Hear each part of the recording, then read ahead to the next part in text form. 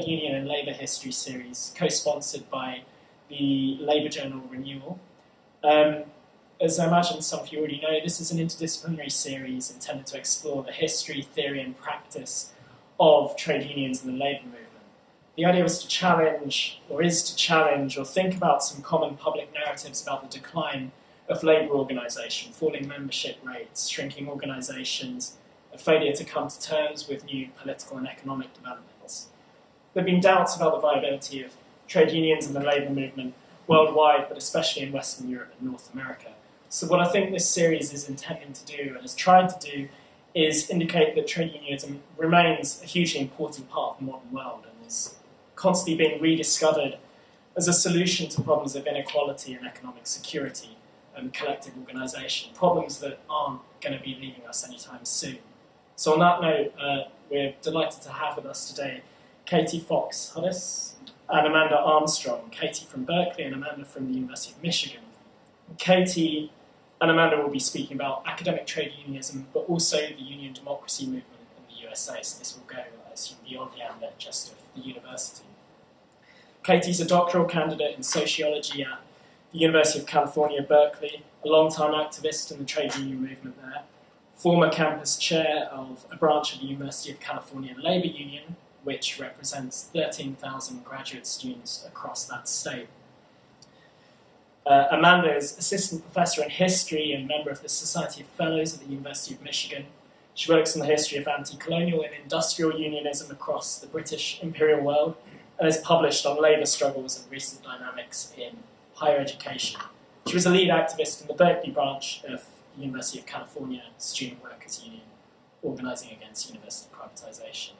I think the format today is going to be you're going to speak in turn, and then we'll have 20 minutes to half an hour for questions. I'll say a few things about the next events in the series at the end. I think without further ado, I'll hand over to you. Thanks.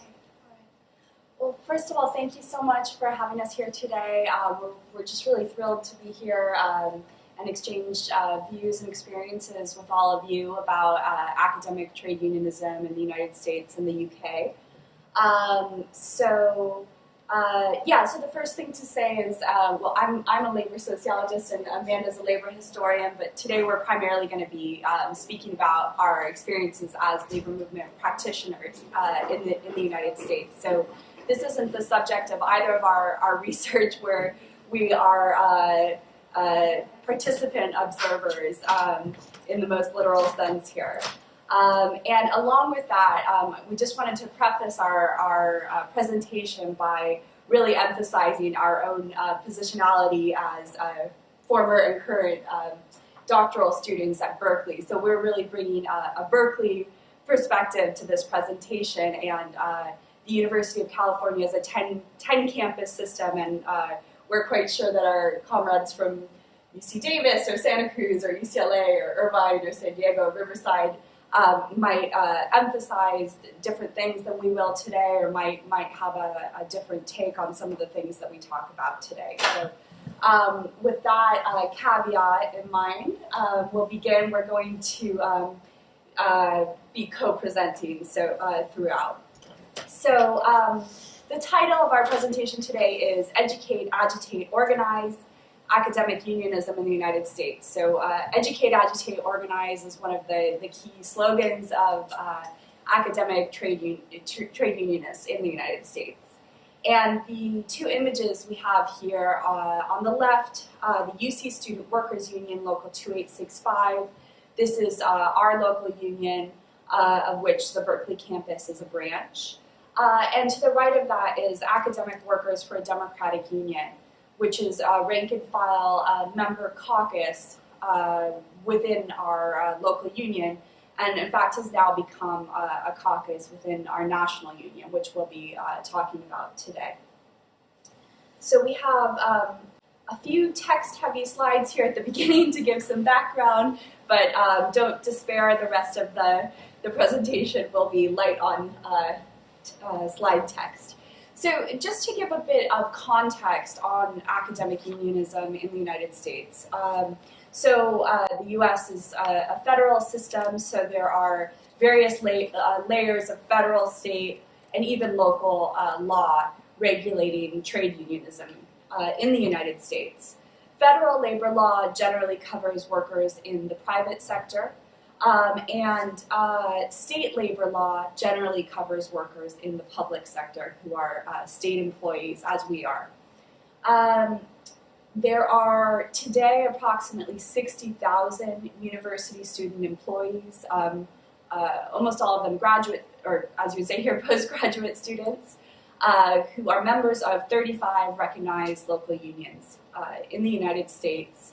And until about a year ago, all of these were at public universities, so universities run by state governments. There was a major decision by the Federal National Labor Relations Board last year in 2016, which finally, after many decades of legal and organizing efforts, resulted in a ruling permitting private sector university students to organize in trade unions. Prior to that, they were not recognized by the law. And since that time, there's been a tremendous wave of organizing among private sector graduate student workers nationally in the United States. One important thing to say from the beginning is that in the US, graduate student teachers and researchers are organized separately from university lecturers and other staff. So this is, of course, quite distinct from the US context. In many cases, for example, at Berkeley, university professors are not organized. They're not unionized. And in fact, under US labor law, would not be permitted to be in the same labor union as we are, because they're viewed under labor law as our supervisors, as our managers. In general, of course, US labor law is quite weak compared to most of Western Europe, certainly Northern Europe. And there is a pervasive culture of union busting and union avoidance by both large firms and, in some cases, state governments. So the context, generally speaking, in the US is quite difficult for trade unionists, not just in the academy, but throughout the private sector and increasingly in the public sector. So we are members of the United Auto Workers, a historic national union.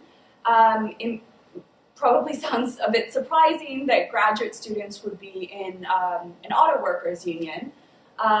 Historically, the UAW was one of the most significant industrial unions in the United States that grew out of a tradition of labor radicalism and militancy during the Great Depression.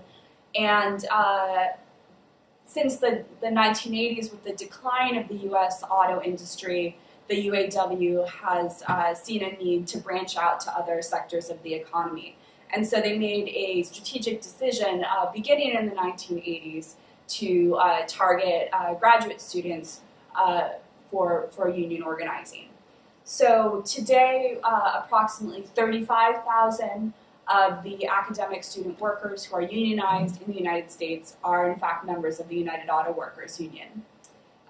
And that means that today we make up approximately 1 out of 8 of their members nationally. The last thing to say about the UAW, to provide a context for the political work we're going to be talking about in a minute, is that even within the context of the highly bureaucratic US trade union movement, the UAW is viewed as a particularly bureaucratic national union with significant problems in terms of union democracy.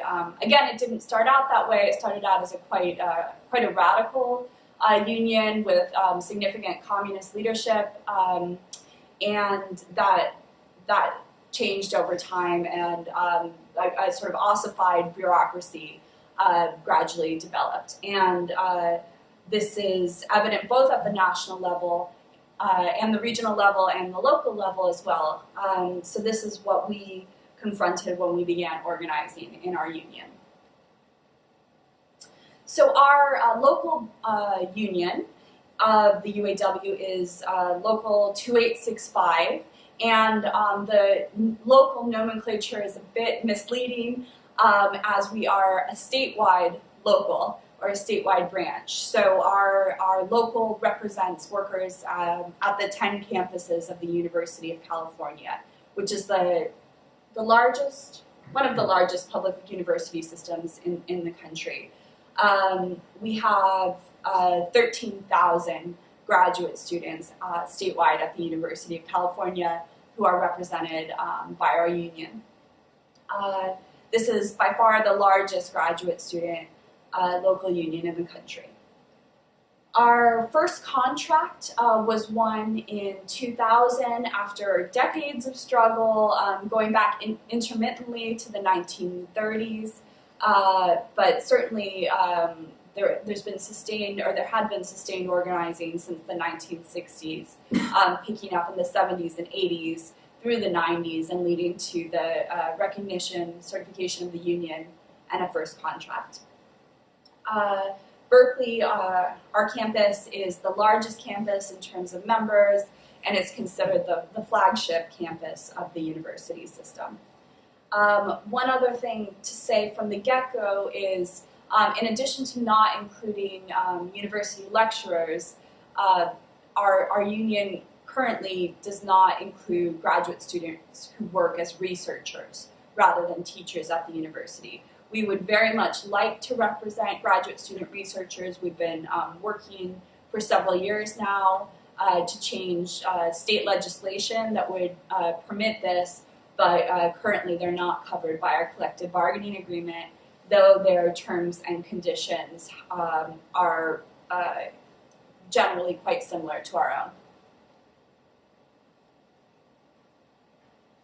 Okay, and briefly, the structure of our statewide local. So we have essentially two layers of governance in our statewide local. We have a statewide executive board composed of 10 members, and then each campus has two officers who are members of the bargaining team, and additional head stewards, which are allocated on the basis of the size of the membership at each campus. These campus representatives plus the executive board together make up the joint council of the union. And then each campus has monthly membership meetings where additional decision-making takes place. So our view when we became active in the union was that really most of the decision-making was taking place at the executive level, and not just at the executive board level, but at the level of the president of the local, with the sort of joint council following and the membership a sort of distant third place. And part of our vision when we came in was to invert that pyramid, as we see here. All right, so that brings us to AUDU. AUDU stands for Academic Workers for a Democratic Union. This is the caucus that we've been involved in since 2010, and it's ongoing. It started on the Berkeley campus. It spread throughout the University of California system, and more recently has spread to campuses nationally. The Academic Workers for a Democratic Union views itself as part of the broader union democracy movement in the United States, which in some ways is comparable to the shop steward movement of the 1970s in the UK. In the United States, the union democracy movement is associated with Labor Notes magazine and organizations like Teamsters for a Democratic Union and Chicago's CORE, which is part of the teachers union in Chicago. So it is a tendency within the labor movement that emphasizes rank and file participation, is critical of union bureaucracy, and sees union bureaucracy as one of the factors holding back the trade union movement in the United States. AUDU, in addition to our focus on union democracy, has two other kind of key points of unity. One of these is what's called social movement unionism or political unionism. Generally the idea that trade unionism should not be simply about bread and butter issues, but that we should use our position as organized workers to advance social justice causes in the United States more broadly, in concert with other organized groups in the society. And additionally, we placed a great emphasis on what some might term militancy, but generally the idea that unions should be fighting institutions, not just there to service their members, but to organize and mobilize. Many of our key activists in AUDU came out of the labor movement prior to graduate school. I had worked, for example, for the dock workers union in San Francisco. We had a range of activists who had extensive prior experience that we brought with us as activists at the University of California. And we looked to not only the broader union democracy movement in the United States, but more specifically to the long history of union democracy efforts within our union, going back decades. Perhaps the most impressive of which was DRUM, a movement of Black auto workers in Detroit in the 1970s. So at this point, I will turn it over to Amanda to talk a bit about the origins of AUDU in the student movement in California. Yeah, so I'll be talking a little bit about some of the historical conditions for the emergence of, I guess, AUDU at Berkeley. So, of course, UC Berkeley has a long history of student organizing. We can start a sort of genealogy of that with the mid-1960s free speech movement, which really was, I think, a rupture in terms of the sort of post-war political culture in the US, and specifically at universities, especially the sort of large public universities, state universities that were built out after the war. And some of the ways, so basically the free speech movement, of course, was immediately concerned with the rights of students to set up tables on the main plaza on campus and to advocate for political issues. The movement emerged out of the student wing of the civil rights movement in the mid-60s. So the Congress of Racial Equality was tabling on campus, and periodically their organizers would get harassed by university police, or rather by university administrators, representatives of the university, and forced to take the tables away. And at one point there was a clash with where students sort of resisted that attempt to take the core organizers away. They sort of stopped a police car and set up a microphone on top of the car, and there's this sort of iconic beginning of the free speech movement. The FSM was also a rupture in terms of the political culture of McCarthyism, so it was also about sort of enabling left students to kind of organize openly as leftists.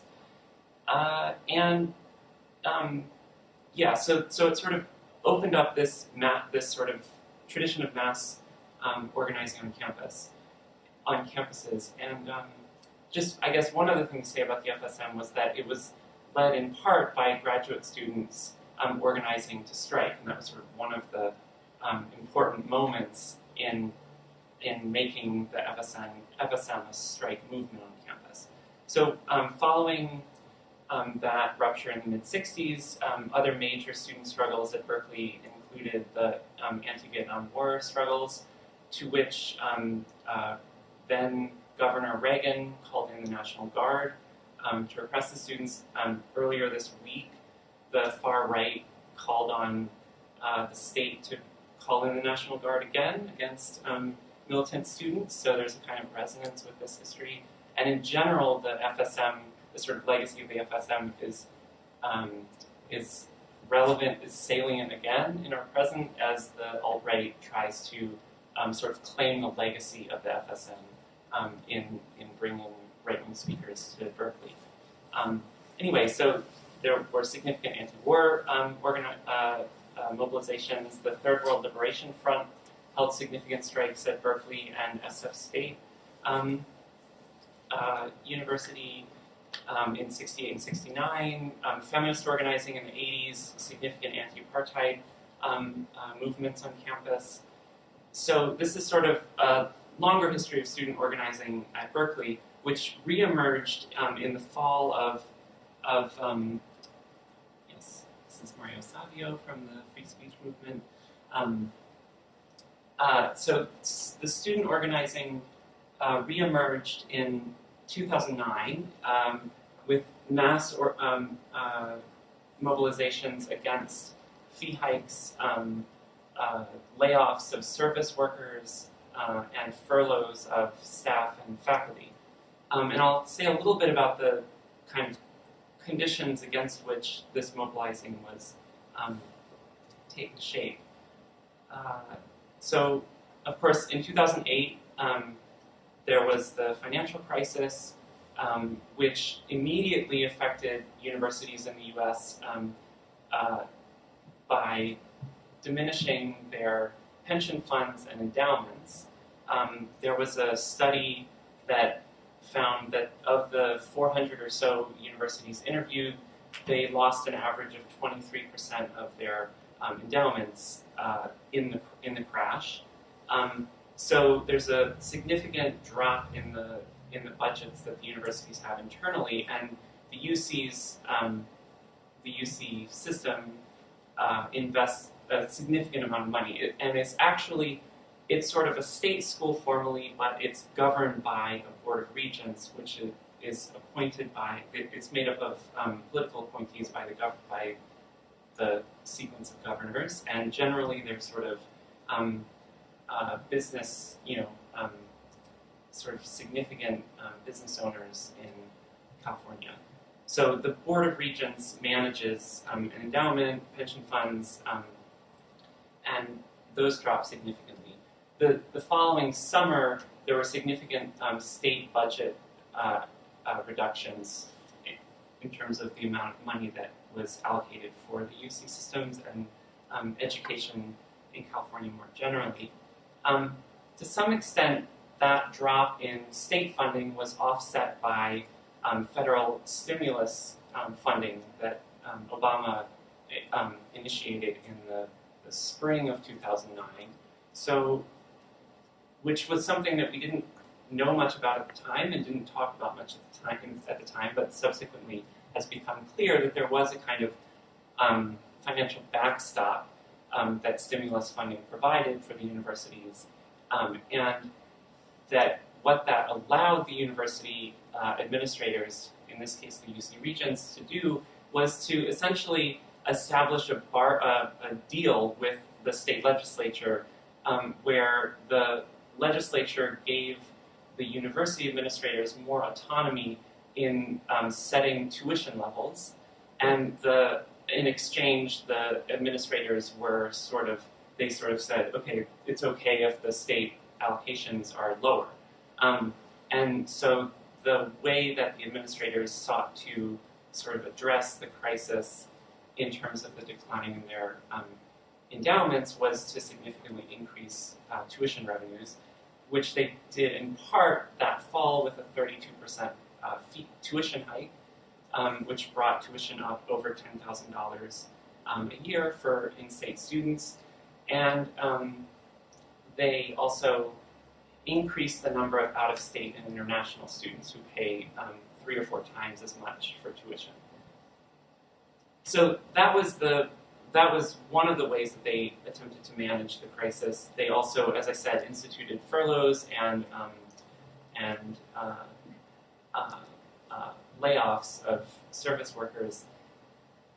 And part of what the mass organizing, not only among students, but workers on campus and faculty, that it was sort of a multi-sector movement in the fall of 2009, part of what people were also responding to was a shift in the sort of mode of governance, where the regents had given the president of the system emergency powers, essentially, so that he could do these reforms without running through the typical democratic procedures. So part of it was also a kind of concentration of decision-making power. The movement sort of emerged on a mass scale in September with a walkout, which is depicted here.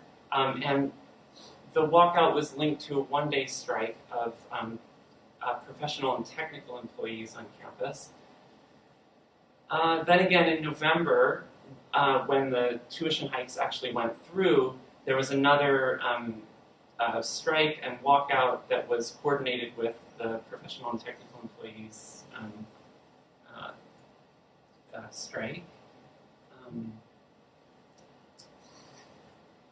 And in November, there were significant building occupations on campus as well. So some of the main academic buildings at different campuses were taken over by students. At Berkeley, one of the main academic buildings was taken over, and classes didn't happen that day. The occupations were generally organized and advocated for by a kind of far-left tendency that emerged, especially amongst graduate students that fall, which sort of tried to popularize the slogan, "Occupy everything, demand nothing." So in some ways, this is kind of pre-history of the Occupy movement in the US.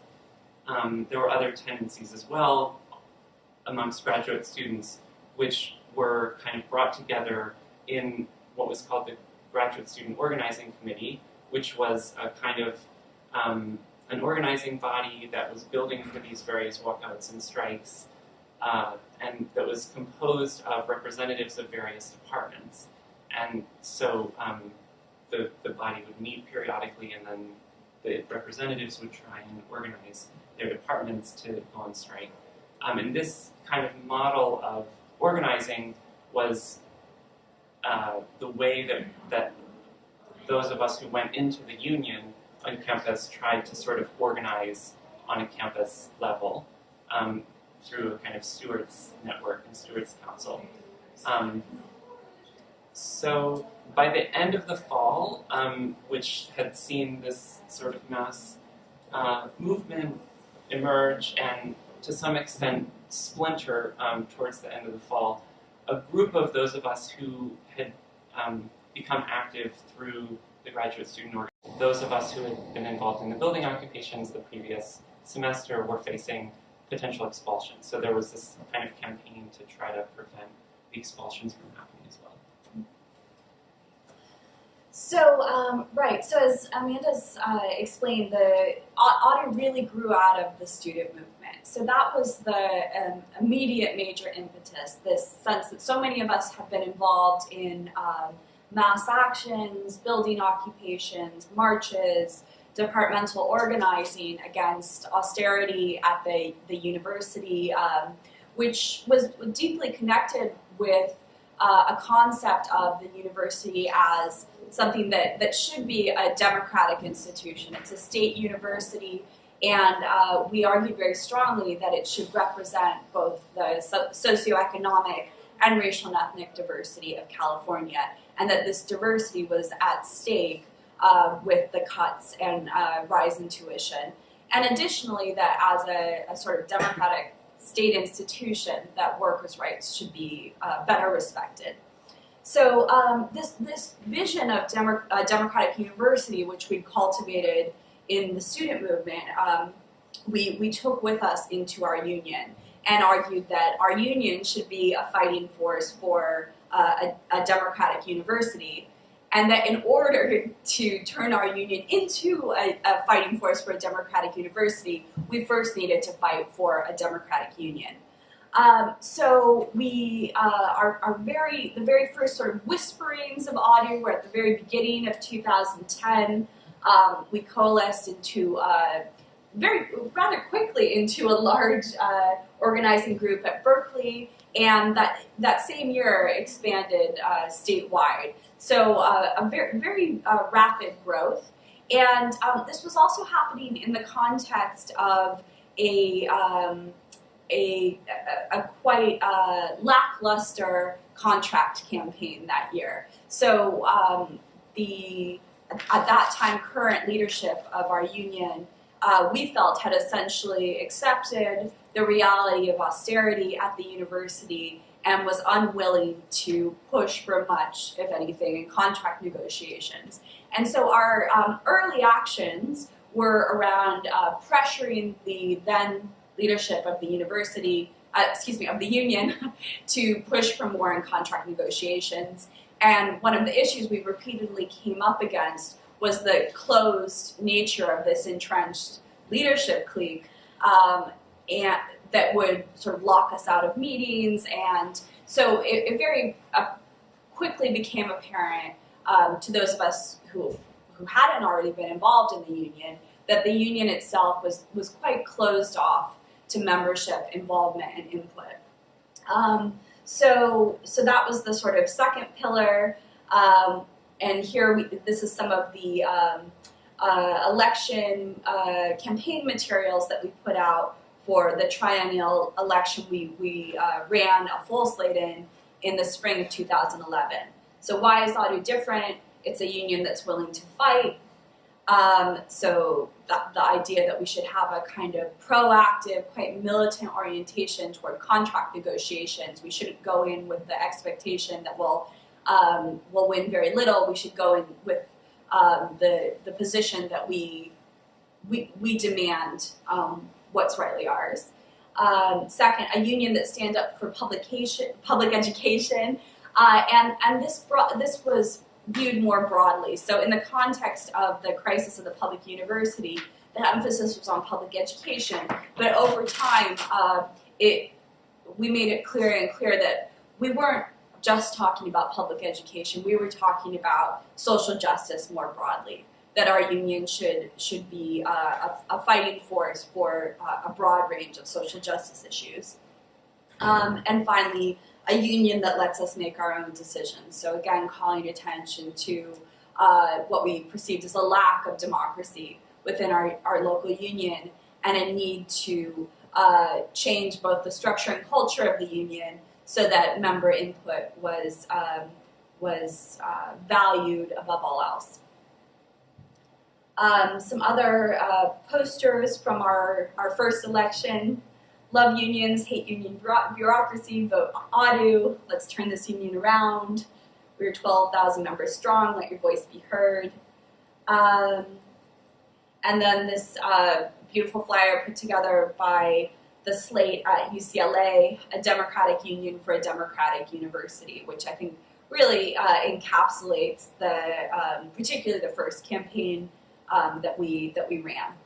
So after a highly contentious union election that spring, I won't go into the details, but as the votes were being counted, there was a sort of breakdown in the process, and the incumbent leadership ordered that the votes stop being counted after it became apparent that our slate would have won.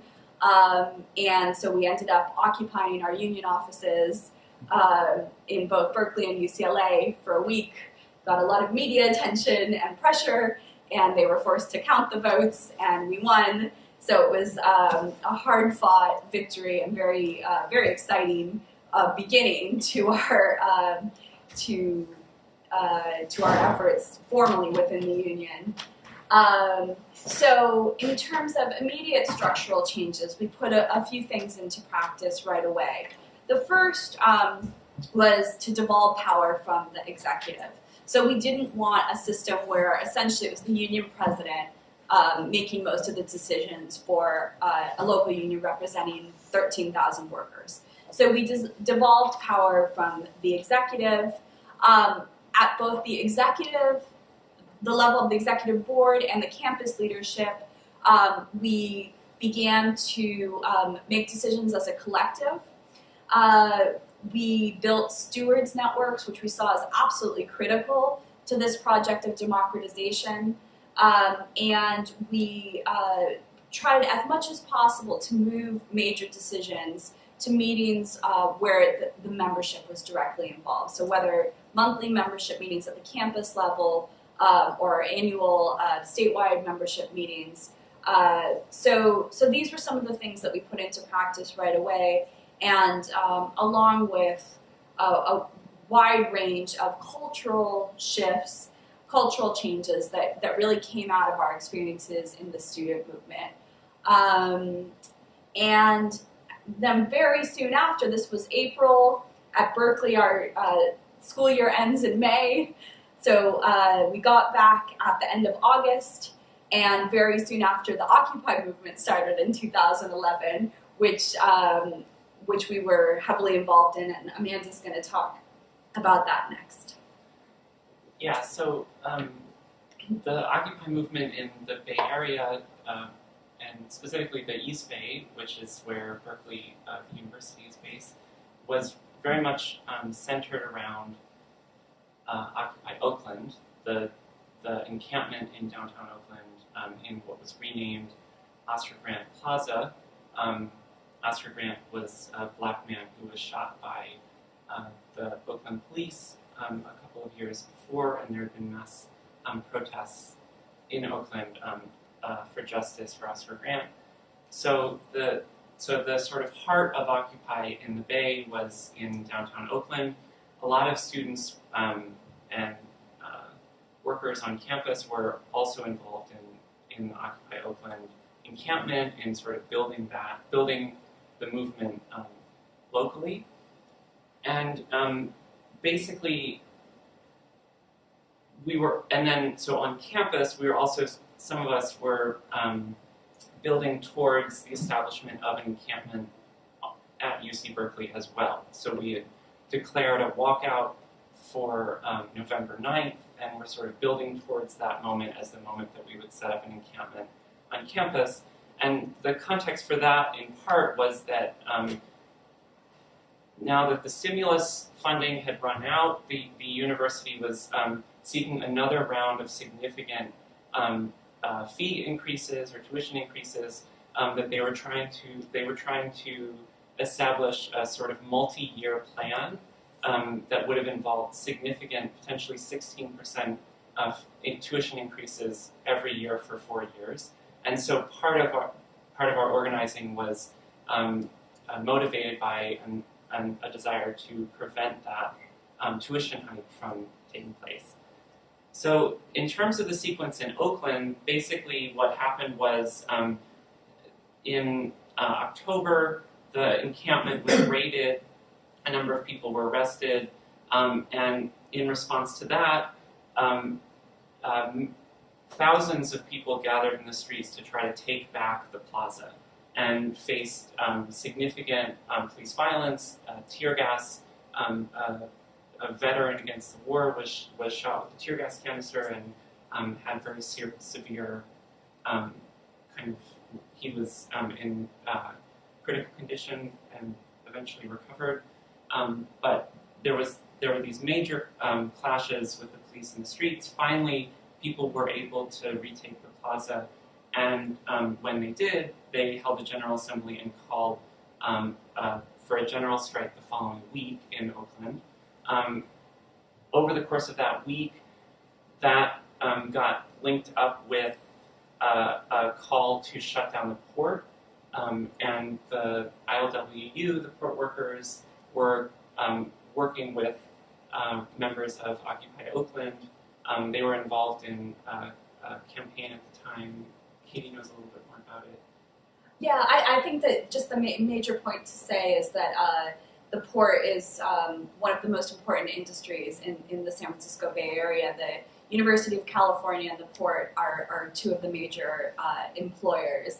And we have, established a kind of collaborative working relationship with the ILWU. Over time, I think share our politics and are often in similar political spaces.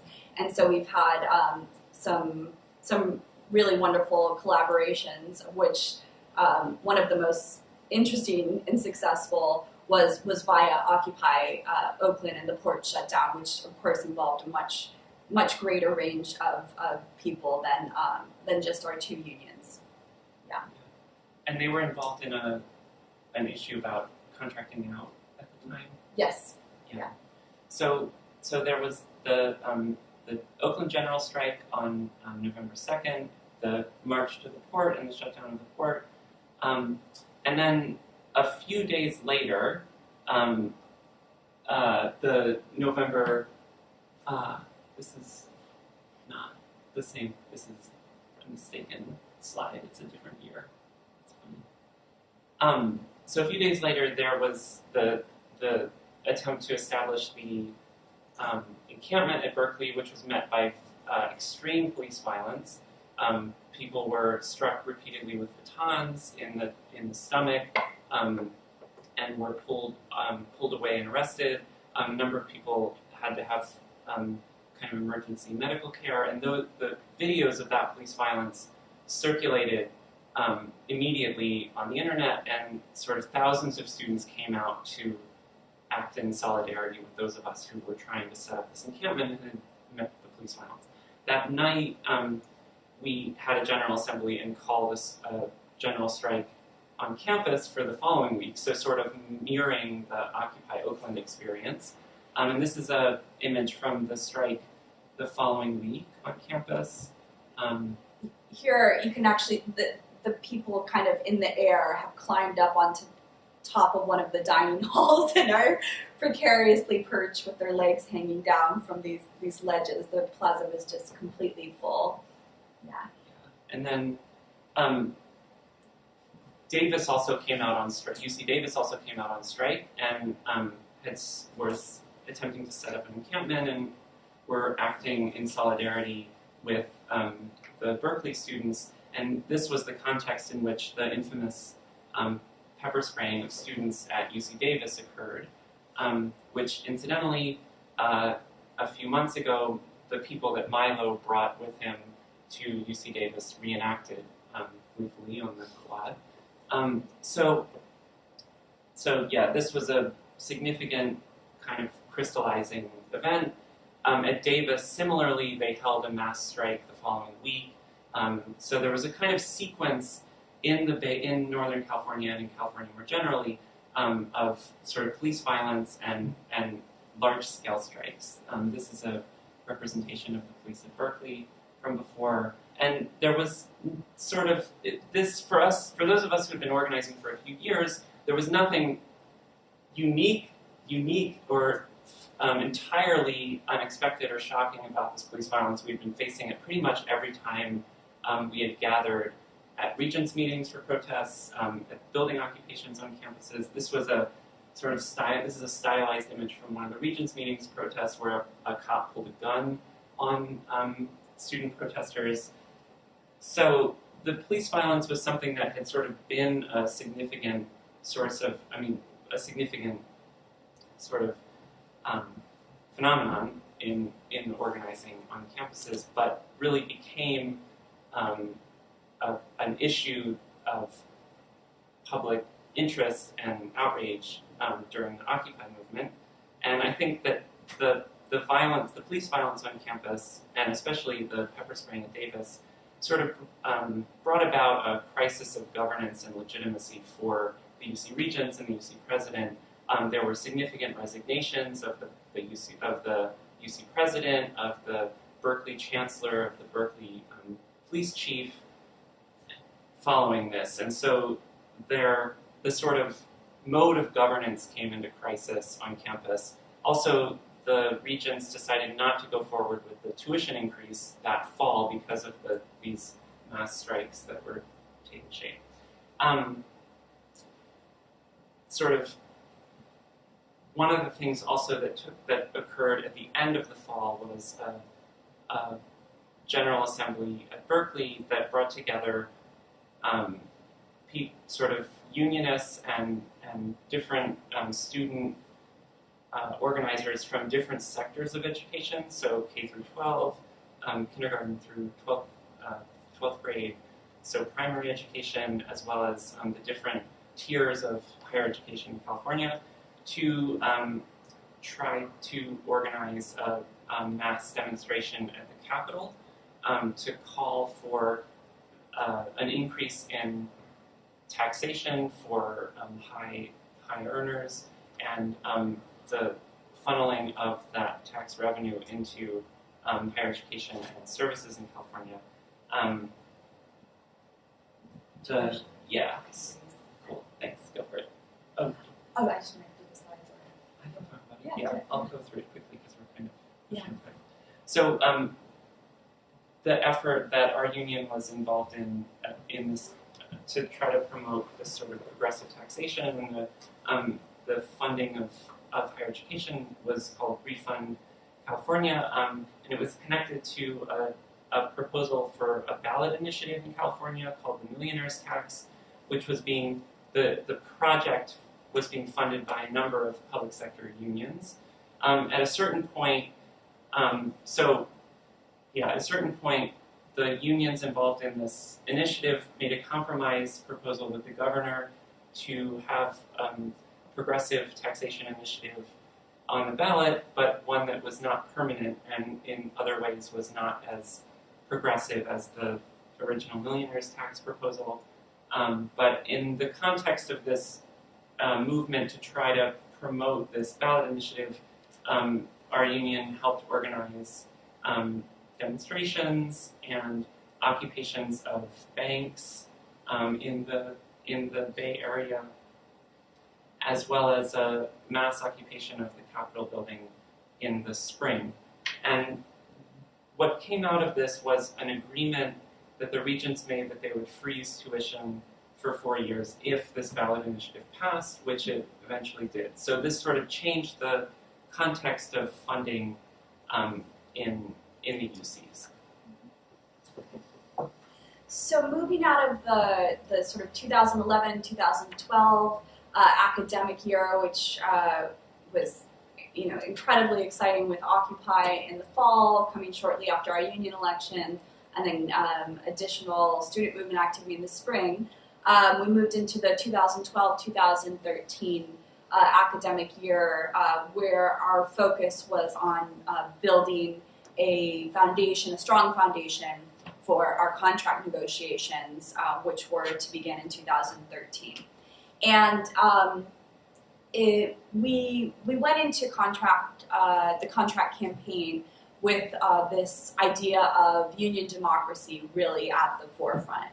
And we wanted to run a contract campaign that would be very different than the contract campaigns that our predecessors in the union had run.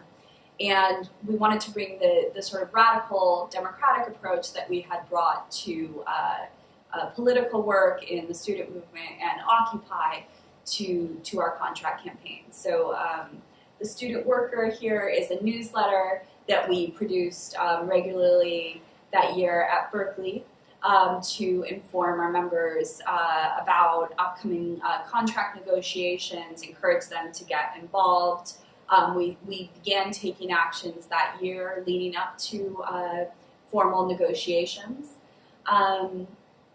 And we developed what we called a contract action team, or CAT. The idea being to identify rank and file members in every department on the campus who could be regularly involved, who would keep up with contract negotiations, inform members in their departments, bring them to meetings or actions, that sort of thing. We held a bargaining convention for the first time ever in the history of our local. We wanted to collectively and democratically determine our bargaining priorities with the membership. So we ran a bargaining survey. We identified a number of issues that were important to our members. We discussed these at length at our bargaining convention that was open to all members, and sort of honed our campaign from that point. And another important change was to insist that bargaining be run collectively by the rank and file elected leaders of our local union. Previously, bargaining had been run by union staff who we felt were really accountable to the national union. They weren't elected members of our local. They were staff of the national union. And we also didn't like the idea of bargaining being run by one person. We thought it should be run in a collective fashion. So these are early meetings pictured here. And we also insisted on open bargaining. So prior to this time, contract negotiations had always taken place behind closed doors with the university and the union's bargaining teams. And we felt very strongly, and this is coming out of the union democracy movement more broadly in the United States, that bargaining really should be open to all members, that could only increase our power as a union. And so we fought for and essentially forced the university to accept open bargaining. And so this is one of the bargaining sessions which switched around between campuses. This is at UC Santa Cruz, and management has decided to take, as I recall, many hour-long lunch break, and members have gathered below the window, and they're singing the song "Come to My Window," sort of gently mocking the university's negotiating team and asking them to come and bargain. So I'm going to talk a little bit about the contract demands and the campaign in relation to the demands. The campaign lasted for essentially the entirety of the 2013-2014 academic year. So it was a long contract negotiation. And so the demands that so basically, as Katie said, one of the things that we were interested in doing as a local was sort of making it so that the union was pushing forward the democratization of the university and sort of social justice issues at the university and more broadly socially. And so we, as a bargaining team, we really tried to, and coming out of the bargaining convention, we were really interested in expanding the terrain of what we were bargaining over.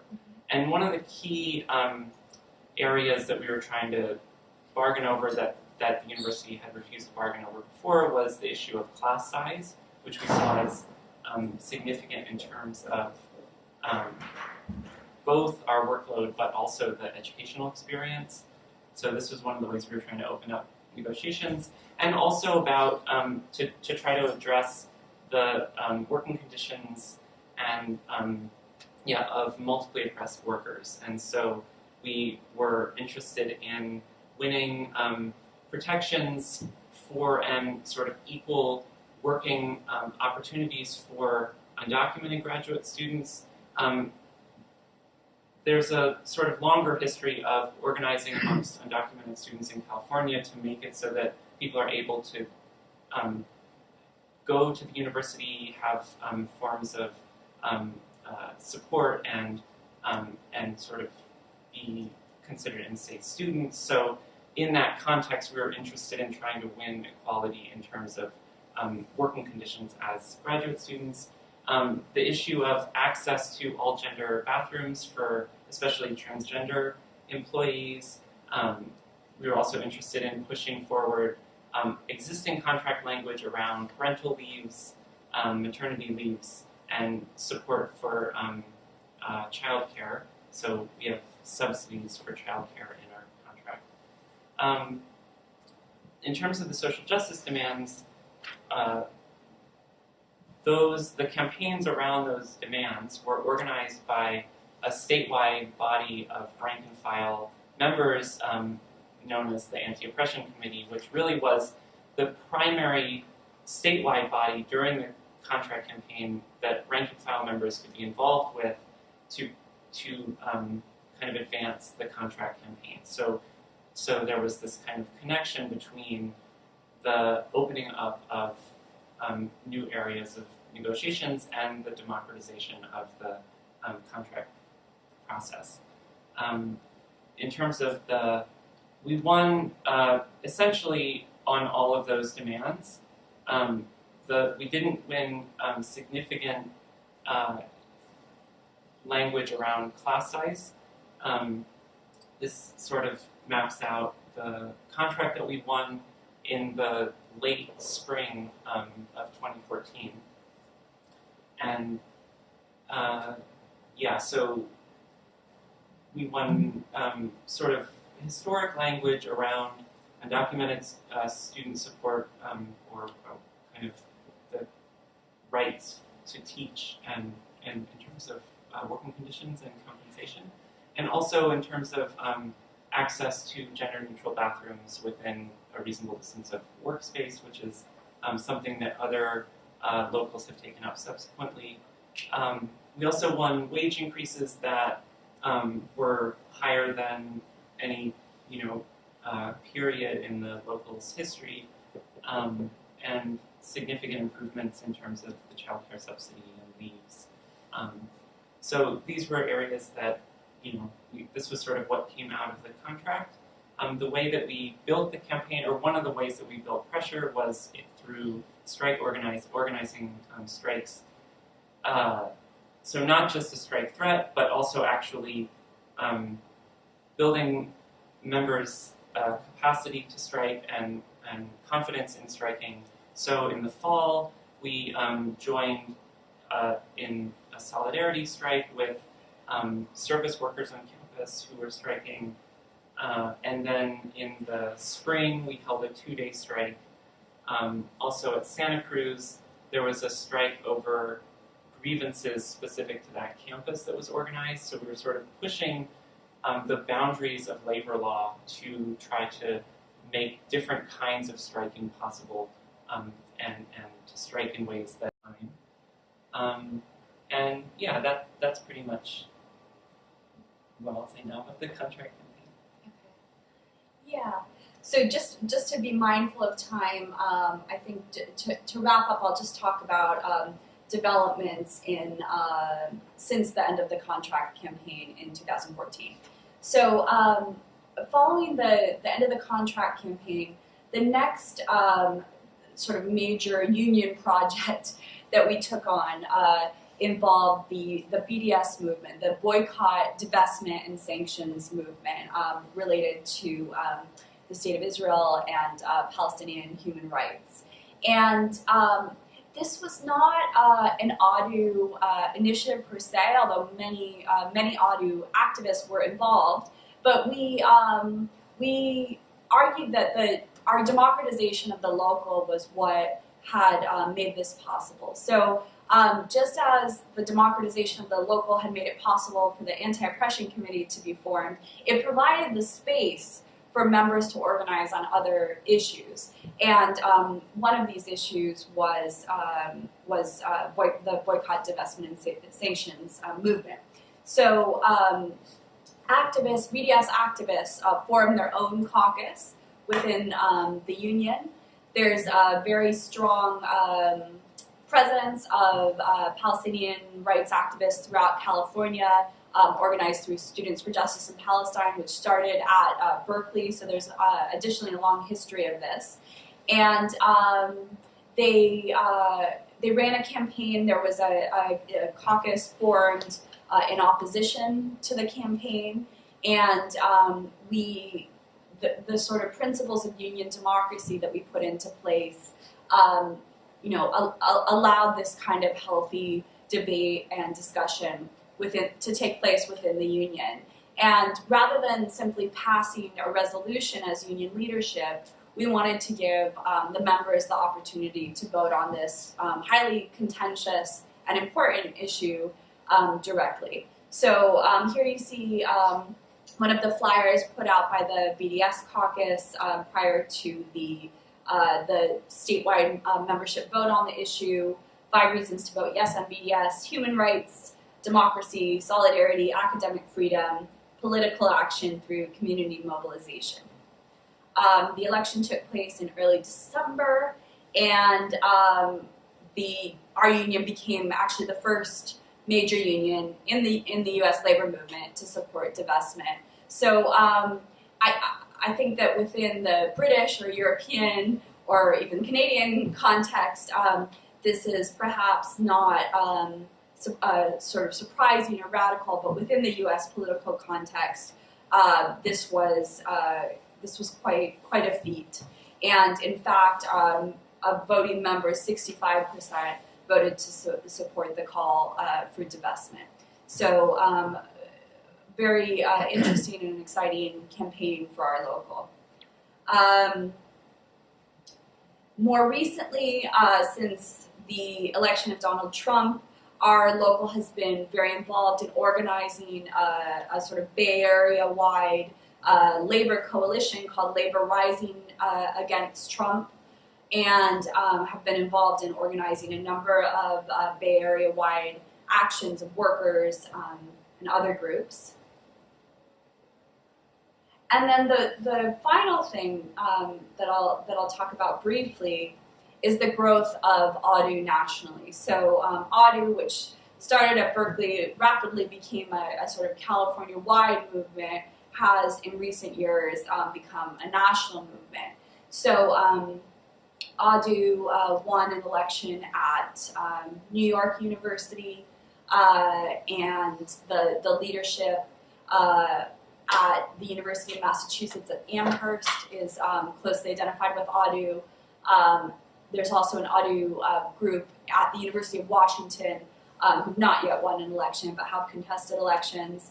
And we have additional kind of individual activists or let's say fellow travelers at many other universities in the United States, and very much a sense of AUDU as a growing movement that's growing in conjunction with academic trade unionism in the United States generally. So on the right-hand side here, I've just included a clip from an article in Jacobin, Students at the Barricades.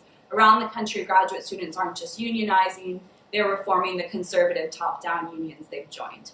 And so, of course, for those of us who've been involved now with AUDU for 7 years, it's incredibly gratifying and very exciting to see that this is a movement that has legs and that continues to move beyond what we ever could have envisioned when we first began. AUDU's platform in New York University when they contested their election, University of Washington. And here I just wanted to highlight the continuation of the vision: a strong contract, union democracy, social movement, unionism. These three pillars continue to be the 3 points of unity. And subsequent to the BDS vote, there have also been a great deal of interest in passing similar resolutions in these other campuses with AUDU members and some coordinated efforts. Yeah, so that's our presentation for you today, and we're very much looking forward to discussing this with all of you, hearing your thoughts and experiences or any questions you might have. Thank you very much. Great, thank you. Well, there's a lot there, so I imagine there are quite a few questions to come. So I'll open the floor. I have a few myself. So, do you want to introduce yourself? Sorry, yeah, I'm Paul Ryan from King's. I've met Katy and Amanda already, and I know their work, and I'm very impressed by it. Could I ask you to say something about the opposition, which you beat in the 2010 elections, but you have come in for criticism within the union and locally and nationally for pursuing social movement goals at the expense of bread and butter issues. Do you think there's anything in that? It's also been argued that your ability to organise at Berkeley has been damaged by sort of left-wing politics, activism, social movement, unionism, and that that's a drawback to this approach to unionism. And I'd also like to ask you what kind of response you've had from the national leadership. The denunciation of union leaders as bureaucrats, of course, was very prominent, say, in the German left-wing student movement in the 70s and caused a lot of friction before it led to some reconciliation. In fact, it improved the metalworking union at least considerably because a generation of more open-minded people emerged with reconciliation with the student activists. So, I hope that's enough. Yeah. Sure. Yeah. Cool. Yeah, that's a really good question. So, one thing to say initially is that the opposition in the UAW is organized into what is called the administration caucus, and if you're in order to rise through the ranks of the UAW, one needs to be part of this caucus. And so the national representative to the UCs in all of our elections for leaders would be involved in organizing slates to run against the AUDU candidates. So that has continued, or I suppose didn't really happen in the most recent sort of statewide elections, but before that, in all the elections that we were involved in, that happened. And AUDU won majorities on some campuses, but not all of the campuses. So throughout the bargaining process, through all of this history, there were campuses that were led by administration caucus members and campuses that were led by AUDU members. And one of the difficulties of bargaining was, contending with the different visions of the contract campaign that people from these different campuses brought to the campaign. So that's first just to say that the opposition has been present in the union throughout the time that we've been describing. In terms of the criticisms of AUDU's approach to unionism, I would say so there's the first criticism, which is about the trade-off between bread and butter issues, so wages and certain working conditions. For instance, health insurance would be one of these areas, I would say, and social justice demands. And I think the contract that we've won demonstrates that there's no contradiction between fighting on both of these fronts at once. Most of the social justice demands that we won on do not involve the university paying money directly, if so, sort of incidental amount. So I think there's a way in which there's not an immediate or necessary trade-off between these different projects. And I think especially with graduate unionism, and this is something that some people reflecting on the history of graduate unionism at Michigan were saying a couple of weeks ago in a panel that I went to, it's much more possible to, I would say, organize graduate students on the basis both of their economic self-interest and of sort of larger principles of social justice. And so I think that if the goal is a kind of broad-based contract campaign, the best way to do it is to organize on both of those issues at once. And so that's what I would say about that. In terms of the question of our capacity to organize, given the sort of radicalism of the leadership of the local, I don't think that there's much to that. I think that the more significant issue is what are organizers prioritizing in terms of their time, and I do think that there's an issue and a trade-off between prioritizing building organizing committees and bodies and signing up new members, just in terms of the time that one puts in as an organizer. And so I think that is a real issue the contradiction that we have not overcome as a local. I think I'll leave it at that. Sure, and I'll field the question on the national leadership of our union. Certainly there's no love lost between our local leadership and the national leadership of the union. I would say that the problems that we've identified with our national union in California have been problems that our comrades in New York and other parts of the country have identified independently. In other words, we feel very strongly that there are structural problems with the UAW, with the sort of the way the union is actually structured as a representative body gives rise to these kinds of issues. And so there's a real need to reform the national bodies of the union, to open it up to change and to repairing this relationship, as you say, because there really aren't very many ways for us to meaningfully impact the union at the national level, and that's a reality of the structure of the national union.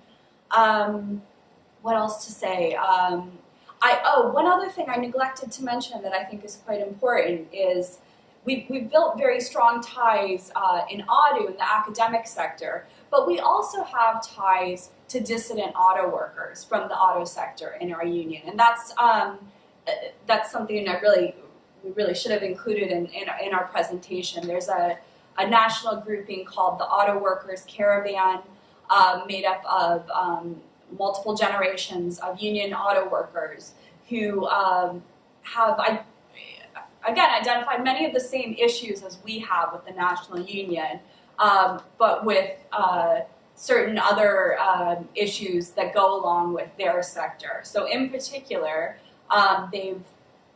the U.S. auto industry essentially went bankrupt and was bailed out by the U.S. government after the beginning of the economic crisis, and the union, as part of this process, although this was a trend that had begun prior to this process, accepted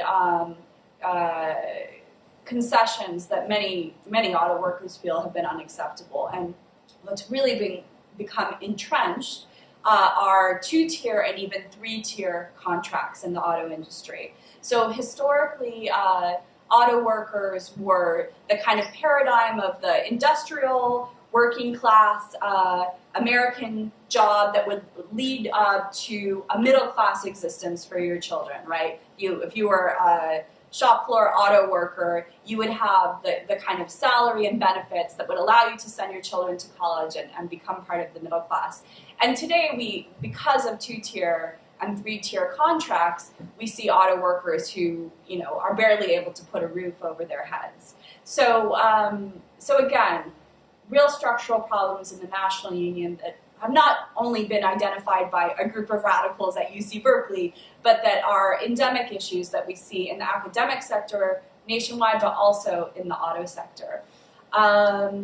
If you're interested, particularly in this, how that overlaps, I have an article from a few years back in Jacobin called Retooling the UAW that looks specifically at the overlap between issues facing young auto workers in the second or third tier, and the issues facing our members who are mostly young people as well. So, just one other thing that's interesting on the question of the way that the national union has responded to AUDU. I think the BDS campaign is very interesting. As Katy said, the BDS project was not an AUDU project, and that's not just a kind of issue of how people identify publicly in relation to campaigns, but in fact was a kind of bipartisan campaign in our local. And I think actually more than any other campaigns brought people from these different caucuses together.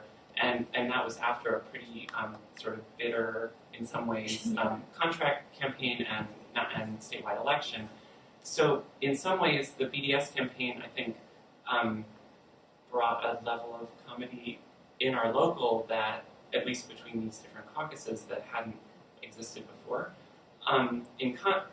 There's a distinction between the story on the state level and then in terms of our relation to the national union, which rejected our right to take that decision as a membership and sort of issued a decision nullifying the decision that our local had taken on BDS. So it split our local from the national, I think, but on the statewide level, actually, in some ways, brought organizers together. Can I just follow up with one small question? Yeah. I mean, would it be possible to say that the centre hasn't tried to crush you, at least, even though it's an authoritarian union? Locals have a lot of autonomy in American unions. Mm-hmm. Yeah, I mean, I think that's fair to say. Certainly, yeah, it would be. Well, I guess the concern in the U.S. with radical locals is that they'll be put into trusteeship or receivership, and thankfully that's something that we haven't faced and hope never to face. But yes, it's probably quite difficult for a national union to do that in the United States relative to other countries. Yeah, I think that the story of the first election suggests that there was resistance to sort of following through with democratic processes within the local, and there has been this effort to organize counter caucuses subsequently. So it's been, there have been dynamics, but yeah, I think the trusteeship issue that's a significant threshold that hasn't been crossed. Michael? What sort of percentage of graduate students actually bother to join the union? Yeah, so we this is one of the serious issues that we're facing at the moment. We have seen a decline in membership, a long-term decline in membership, and right now our membership, do you know, it's about, I think it's only high 30s at this point. High 30s, which is far lower than we would wish it to be, and we were just discussing earlier with Paul that we're particularly concerned about this because with the new administration, the new Supreme Court in particular, there is a strong possibility that there will be a Supreme Court ruling that will implement national right-to-work legislation, which in the U.S. context has been enacted at the statewide level and is a way of essentially bankrupting unions, and we're very concerned with, particularly with our membership numbers as they are. Well, and even if our membership numbers were higher, this would be devastating. So the issue of membership is a serious issue, and I feel very strongly that, again, to relate it back to the structural issues in our union, where we send more than 50% of our membership dues to the national union, and really don't have a big enough budget to do the organizing that we need to do to both sign up new members and to run proactive campaigns. And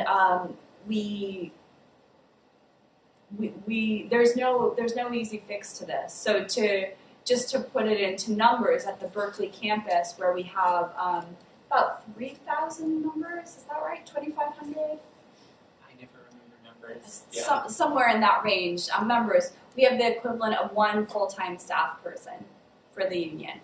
So, so that it's just to acknowledge it's a problem. It's a serious issue. We haven't figured out an easy way to fix it, but it's a very important issue.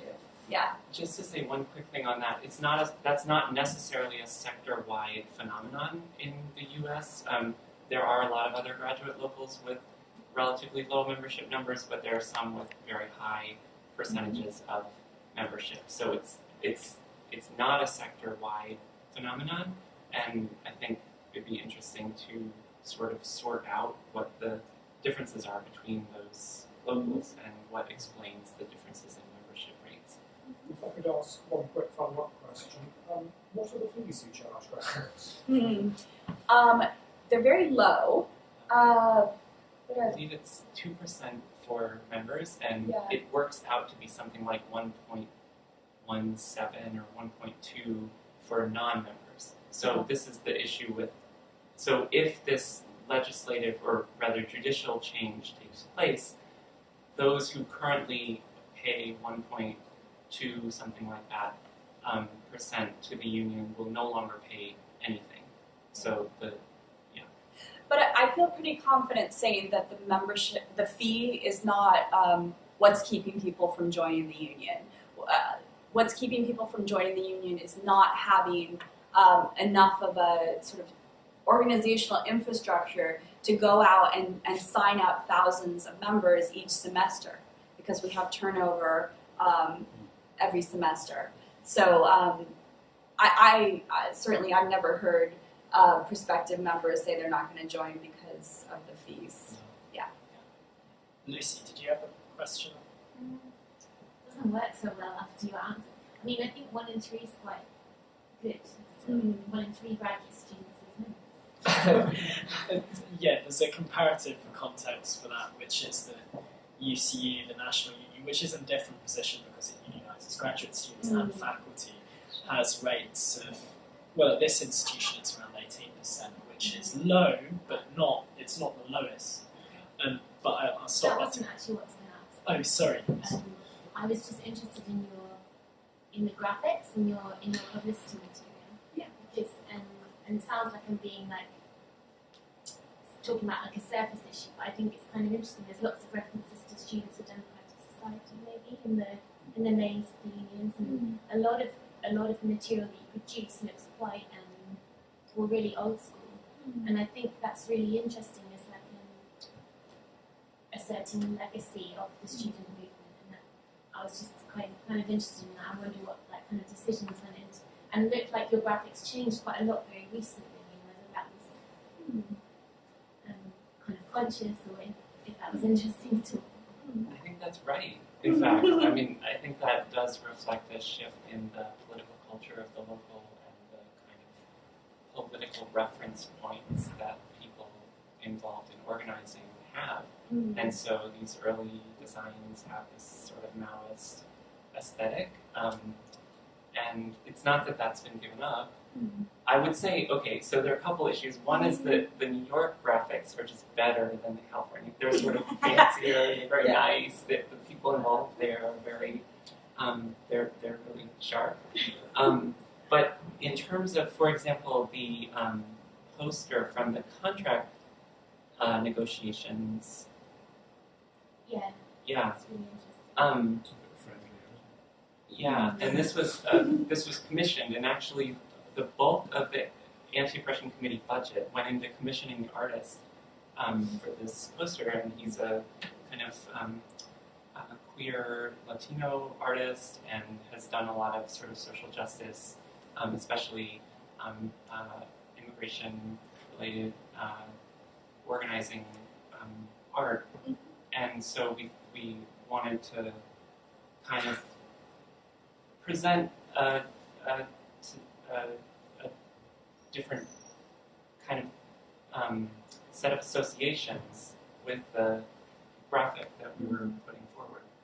Yeah, and that was a kind of conscious effort to de-center the kind of history of the left in a certain kind of maybe context, or with a certain set of associations and I guess social bases. Yeah.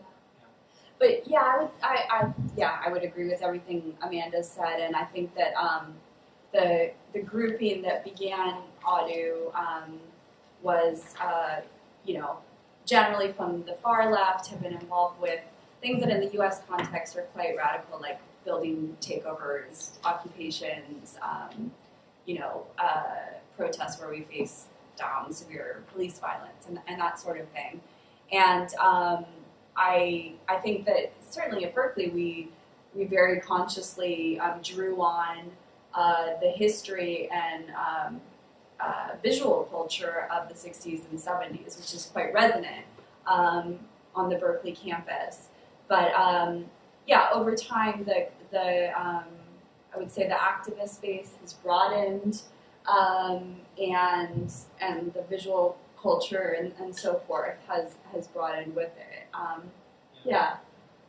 And the local leadership has become less white dominated in the perhaps since the beginning of AUDU to the present. I would say, of AUDU leadership. So these are got time only for one more question for someone who's unspoken. Hugo. Thanks. Well, first, thank you very much. It's great to see that trade unionism can still kind of achieve things, and that's really very encouraging. So firstly, thank you for that. And forgive me if I bring it to a kind of slightly more maybe theoretical level, but you're both kind of sociology students, and so we're both studying sociology. So my interest in training kind of comes from 20th century political sociology, especially the work of people like Ostrogowski, Michels, etc. And so, and when you were talking, the first thing that came to mind is, the iron law of oligarchy still seems to be very prevalent at the national level, and it's very interesting to see how you're fighting against it. So that, I mean, anything more about that is something that interests me, but also in terms of, because obviously I think some of the questions here about how, sort of trade-off between efficiency, organisation, social movement, etc. So that's very interesting. But also in terms of what you're being able to achieve, to be able to democratise in a certain way. But one of the questions is, okay, well in the future, does it then revert back to kind of a more stultified, kind of like trade unionism has become at the national level? So I'm just wondering, on the one hand, if you had reflections about how you might stop that from happening. And the second question is, in many ways, it's interesting that you're linked to the automobile, right? And in many ways, both groups, that both the automobile and then even students, know in the way that you can think you can organise trades in general. But I do, and it just goes back to the question about the kind of somewhat seems to be decreasing role of trade unionism today, because obviously the economy has changed and it's hard to organise workers in a way that maybe would have been in the past. But I was interested to see that you are within the automobiles, and it seems that there's a desire on them to branch out. So I was just wondering how much a reflection there's been about how you might organise workers today, in which the secondary, the kind of tertiary sector is a lot stronger. It doesn't have the same kind of advantages which students have, which is locality, being organised in a certain place where people are spread around. I was just wondering how much reflection there had been on that. I'd be very interested to hear about it. I don't know if you know, there are questions in the UK about that. The one example that we have in the UK, which seems to be working relatively well, this kind of more fragmented, should we say, economy, which is the artists' union in England, and how obviously the artists, that's completely fragmented. So, but they seem to be trying to, at least it's quite new still, trying to bring people together. That seems to be working to a certain degree. And I was just wondering, comparatively in the US, how the thinking is going in this direction. So my academic research actually, okay. we should speak after, because okay, I work very much on this question of union bureaucracy, union democracy, iron law of oligarchy. And in terms of our experiences at UC, my feeling is that it's both a structural and a cultural question. And I think that the structural stuff is the stuff that you can do that may be permanent, right? So in other words, you can change union bylaws, you can amend union constitutions to actually change the structures of the union in ways that allow for greater openness. And it's always down to the members to then take advantage of those spaces, but it's hard to take advantage of those spaces if they're not there. So I think that we've implemented structural changes. I think we'd like to implement further structural changes, but we have done some significant bylaws amendments, and so I think that that's one piece of it. And then I think that the cultural piece is really important, and it's really tricky because culture is trickier than structure and less straightforward. One thing we've certainly talked a lot about is the idea of the union as a space for alternate forms of sociality. So the union not simply as yet another institution in the society that it has a certain prescribed function with a set of limitations around that function. But the union as a social movement space, as a space where people have friendships and are involved in all kinds of projects together, a space that allows graduate students to break through the often very alienating experience of life in the academy, right? So so I think that's putting it in quite theoretical terms, but I think that that's certainly been our experience in practice, and speaking for myself, one of the primary reasons I've stayed involved so heavily over the years. I think that we've always had very strong feminist leadership in the union, and I think that that's been very tied to that question of alternate forms of sociality and putting into practice feminist principles. I think has been quite critical. You probably have other thoughts on Just this. one small thought, which is that I also think that that one of the keys to the non-stultification and bureaucratization of our local in the course of the now going on towards a decade of time that we've been involved is the frequency of significant campaigns that are responsive to pressure, organizing needs and pressures of the moment, whether that be the student movements against privatization or for instance, the linking up with mobilizations around undocumented student rights and transgender student rights in the context of the contract campaign, or the BDS organizing after the campaign. I think that was a moment where we could have people could have dissipated away from the local, and people were worried that the BDS campaign was we shouldn't undertake it at that moment for various reasons. And one of them was that it would sort of deplete our organizing capacities. And in fact, it brought in a whole new layer of organizers into the local. And I think that willingness to take on campaigns is the way that, especially in a workforce with as much turnover as we have, I think that it's possible to keep this vibrancy. I'm afraid we'll have to stop there as time has come to a close, but before asking you to join me in thanking our speakers, I just want to say we've got another session of the seminar on May the 18th called Working People's Rights After Brexit. We'll have Rebecca Gumble-McCormick, lecturer from Birkbeck, and Owen Tudor from the Trades Union Congress speaking. So very much hope you can join us for that one as well. But now I think all that remains is to thank our two wonderful speakers today. Thank you.